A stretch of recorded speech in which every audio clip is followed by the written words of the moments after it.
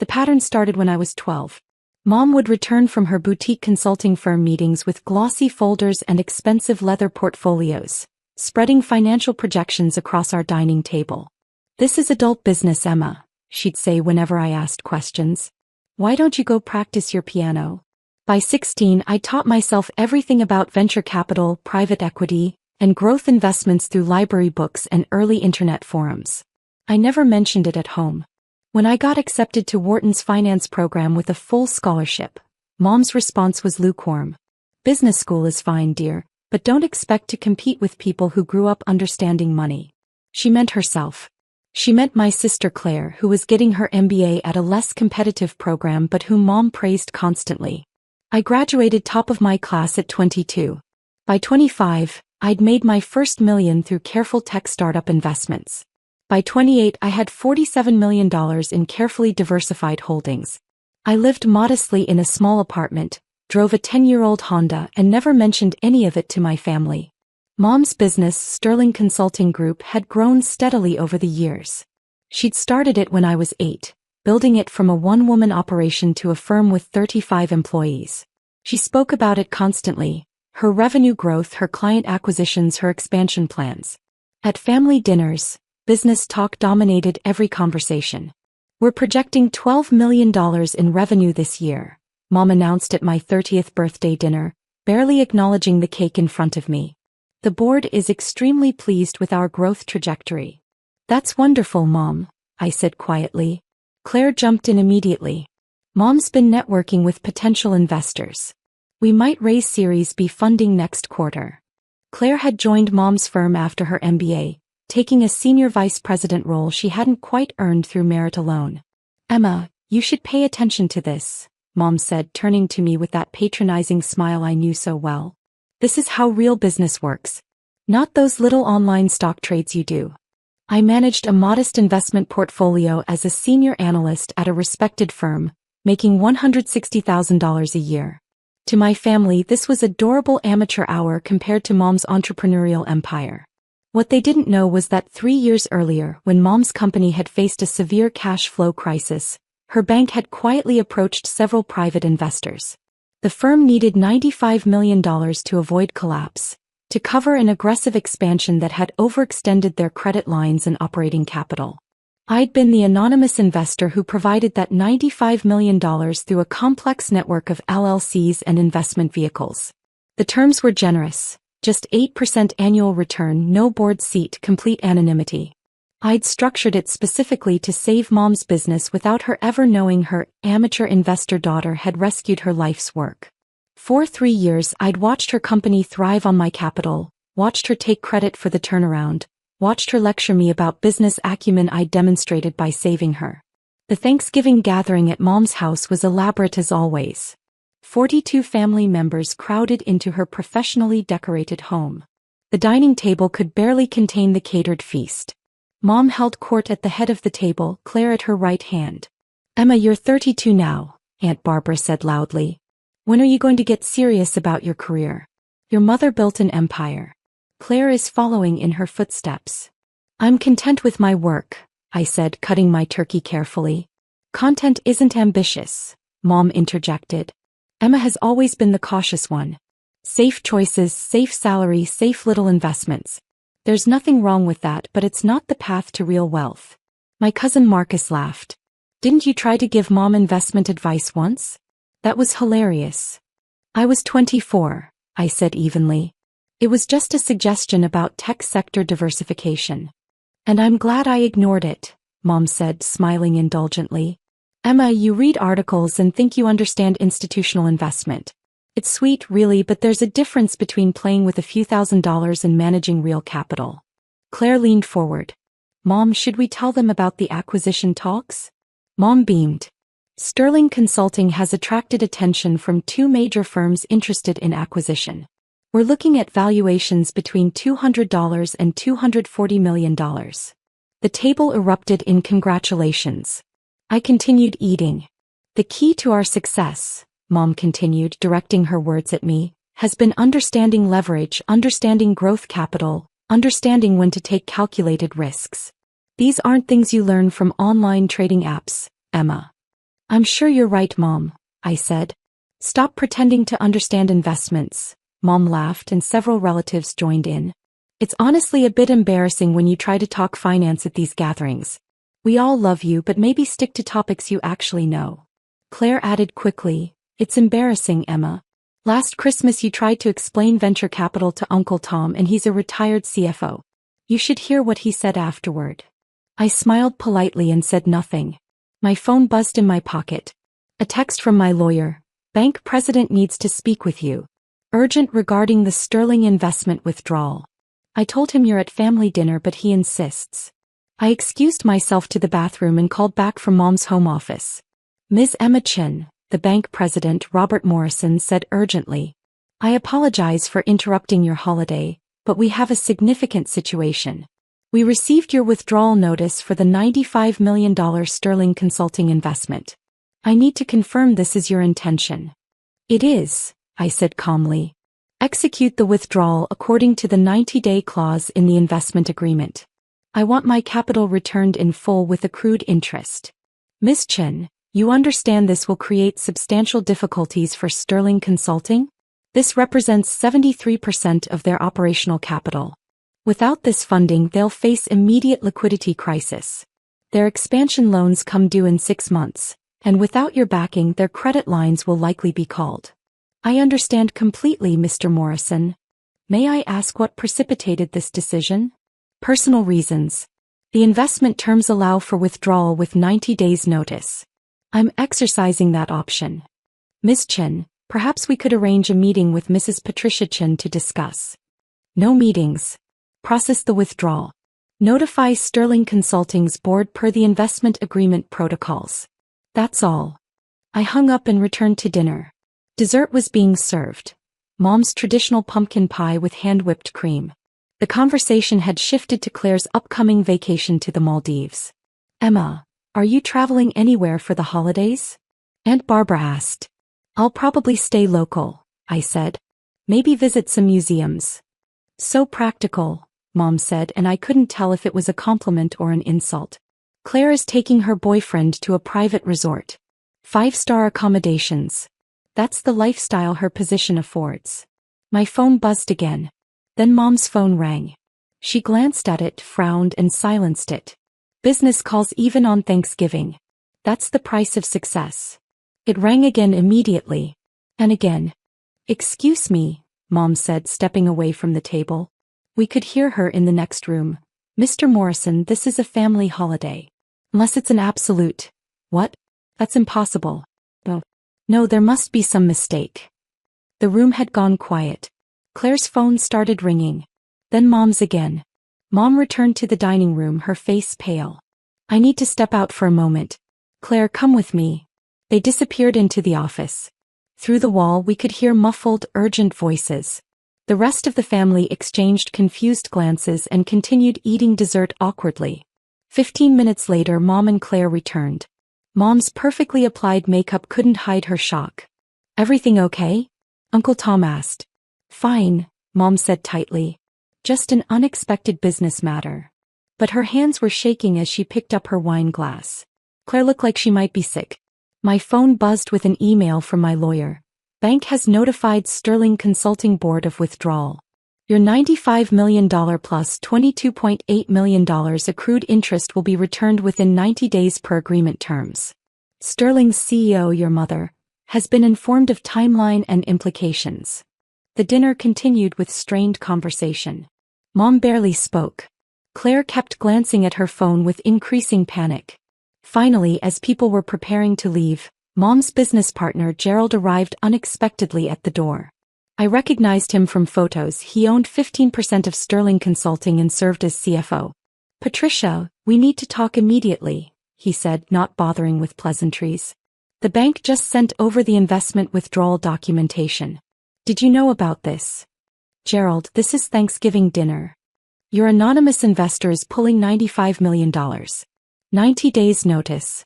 That's 73% of our operational capital, Patricia. 73%. The expansion loans come due in 6 months. Without that investment backing, our credit lines will be called. We're looking at potential bankruptcy. The remaining family members were now openly staring. Mom's face had gone from pale to gray. There must be some mistake. Our investor has been perfectly satisfied. 8% annual return, completely hands-off. No mistake. Legal withdrawal per the investment agreement. The bank president confirmed it's ironclad. We have 90 days to find replacement capital or start liquidation proceedings. But why? Mom's voice cracked. We've performed exactly as projected. The returns have been consistent. What changed? The bank wouldn't say. The investor operates through multiple LLCs. Complete anonymity was part of the deal, remember? You insisted on it to avoid board complications. Claire spoke up, her voice shaking. Can't we find another investor? Gerald laughed bitterly. In 90 days? For $95 million? With our debt-to-equity ratio? Patricia, we're overextended. You pushed for the aggressive expansion against my advice. We have 17 new offices that aren't profitable yet, staff of 93 that we can't afford without that investment capital. Those acquisition talks. Dead the moment this gets out. Aunt Barbara tried to intervene. Surely this is a conversation for the office. The office is about to cease existing, Gerald snapped. He turned back to Mom. I'm calling an emergency board meeting for Monday morning. We need to discuss immediate damage control, potential layoffs, asset liquidation. This is catastrophic, Patricia. He left as abruptly as he'd arrived. The room was completely silent. Mom stood frozen at the head of her table, surrounded by the remains of Thanksgiving dinner, her perfect hosting evening destroyed. Claire was crying quietly. Uncle Tom cleared his throat. Patricia, I'm sure there's a solution. Everyone should go, Mom said flatly.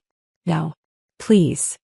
The family evacuated rapidly, gathering coats and bags, murmuring awkward goodbyes. I stood and collected my jacket calmly. Emma, wait, Mom said. I turned. You work in finance. Is there anything, do you know anyone who might? She couldn't finish the sentence. I don't have access to that kind of capital, Mom, I said truthfully. I didn't. It was already invested in her company and I was taking it back. But maybe someone at your firm? Connections? Anyone? My firm handles portfolios in the $50 to $100 million range for high net worth individuals, I said. That's the kind of money you need. Maybe I could make some inquiries. Hope flickered across her face. Would you? I know we haven't always appreciated your career, but this is desperate. The business I've built for 24 years could disappear. I'll see what I can do, I said. No promises. I left her standing in her dining room, surrounded by empty plates and the wreckage of her Thanksgiving. Over the next week, my phone remained silent from my family. I knew what was happening through my lawyer's updates. Sterling Consulting's board had met for 7 hours on Monday. They'd approached 4 major investment firms, all of whom declined after reviewing the company's overextended position. 2 smaller firms offered capital at 22% interest rates, loan shark territory that would cripple the business. Gerald had submitted his resignation effective in 90 days. 3 senior employees had quietly begun job hunting. On December 2nd, 9 days after Thanksgiving, Mom finally called me.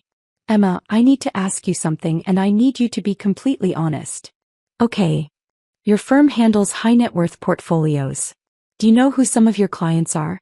Could any of them be my investor? I paused. Mom, client confidentiality is absolute in my industry. I couldn't tell you even if I knew. But you might know. You might have access to that information. Why are you asking? Because someone is destroying my life's work, Emma. Someone who has been my silent partner for 3 years suddenly decided to pull out without warning, without explanation. And I keep thinking about the timing. Right after Thanksgiving dinner, right after... She trailed off. Right after what, Mom? Silence. Then, it's probably nothing. I'm being paranoid. I'm drowning here, Emma. Every scenario ends with bankruptcy. 24 years of work. Gone. 93 employees losing their jobs. My reputation destroyed. And I don't even know why. Have you asked the bank for the investor's reasoning? They say it's personal reasons. So, personal reasons. What does that even mean? We delivered every penny of return we promised. The business is solid. We were days away from acquisition offers worth $240 million. Maybe the investor found a better opportunity, I suggested. At 8% annual return? Emma, that's below market rate for growth capital. This investor took below market returns for anonymity and hands-off involvement. That's not normal investor behavior. That's someone with a personal stake. My heart was beating faster, but my voice remained calm. What are you implying? I don't know. I just know that my anonymous investor has been quietly supporting my business for 3 years, asking for nothing, and then suddenly destroys it right after a family dinner where She stopped. Where you what? Nothing. I'm just stressed. I shouldn't have called. If you hear anything through your professional network, please let me know. I'm begging. She hung up. That night my lawyer called. Emma, the bank president contacted me. Your mother has been trying to investigate the investment structure through her own legal channels. She's getting close to the LLC network. She hasn't connected it to you yet, but she might eventually. Let her investigate, I said. The structure is legal and airtight. She's also apparently offering to double the return rate if the investor stays. 16% annually. Not interested. She's desperate, Emma. I know. On December 10th, Claire called me. We hadn't spoken since Thanksgiving. Emma, Mom is falling apart. She's barely sleeping. The business is imploding. Gerald resigned. We've lost 8 employees. The expansion offices are closing. We might have to file Chapter 11 by February. I'm sorry to hear that, I said. Are you? Because I keep thinking about Thanksgiving dinner. About what Mom said to you about investments. And then 9 hours later her investor pulls out. That's quite a coincidence. It is a coincidence, I said calmly. Is it? Because I've been doing some research. Anonymous investors who take below market returns? That's unusual, Emma. That suggests a personal motivation, not a financial one. Are you accusing me of something, Claire? I'm saying it's weird. I'm saying the timing is suspicious.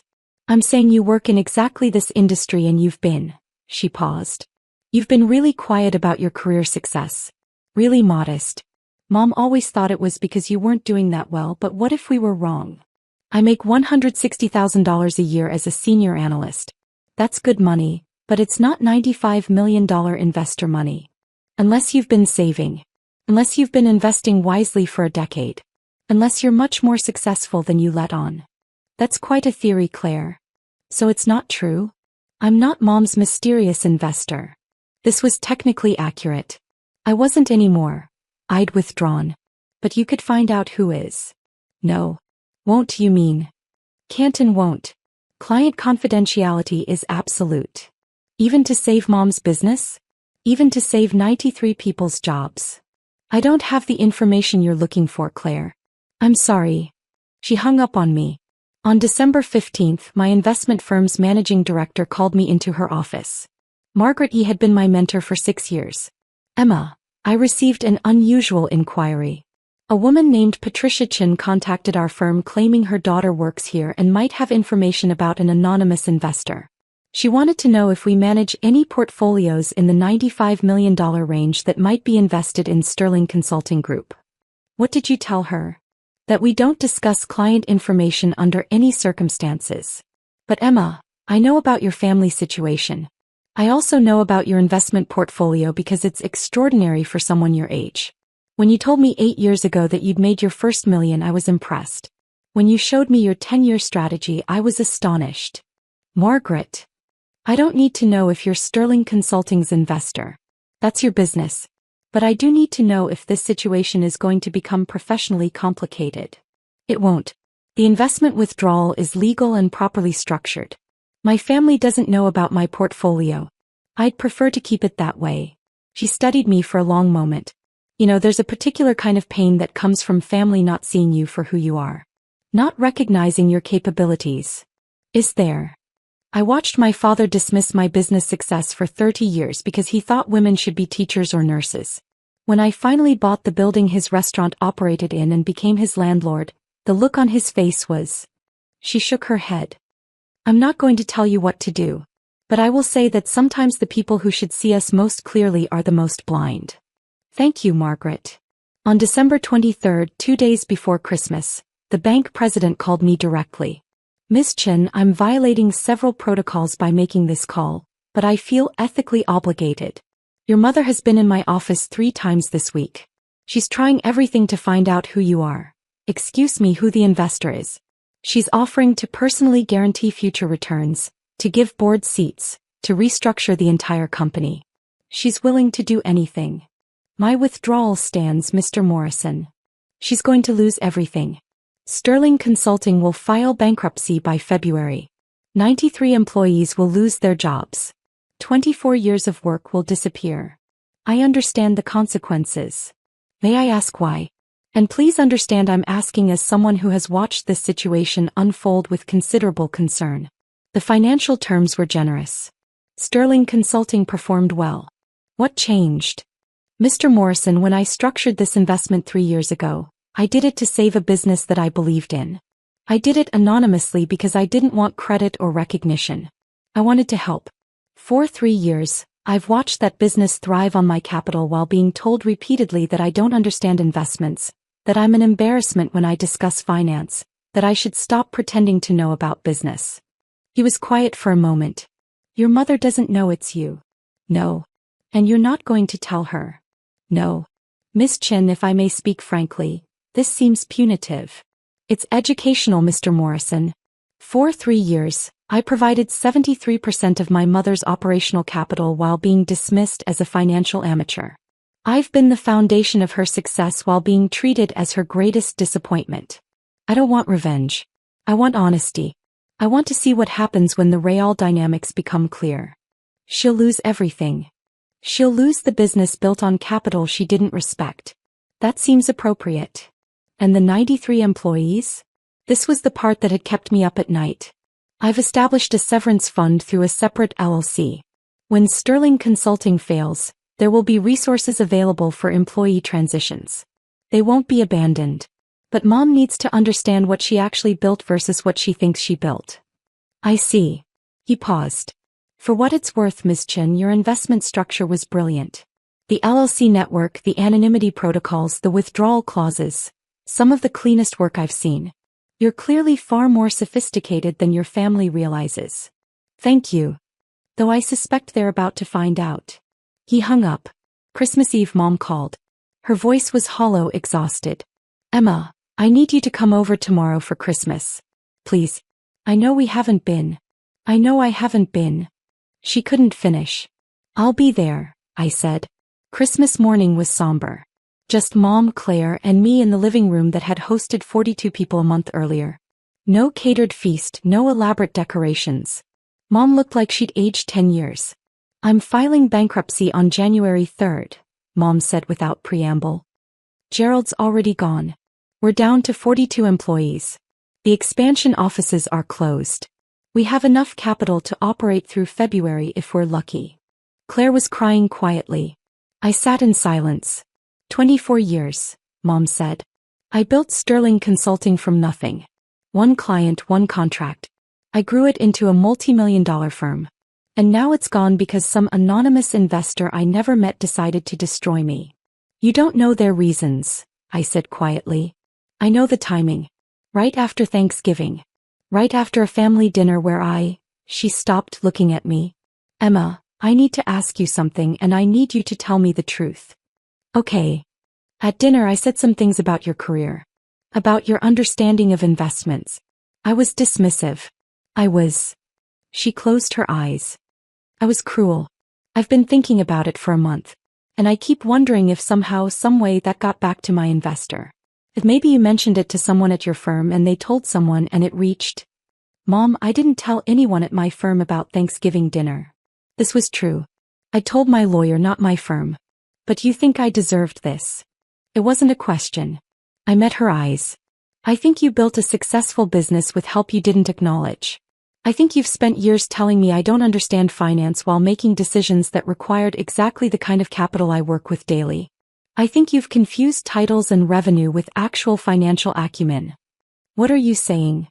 I'm saying that when you needed $95 million 3 years ago, you found an investor willing to provide it at below-market returns with complete anonymity. That investor asked for nothing except consistent returns. No board seat, no public credit, no recognition. Just the satisfaction of knowing they'd helped build something valuable. Mom was staring at me now, her face pale.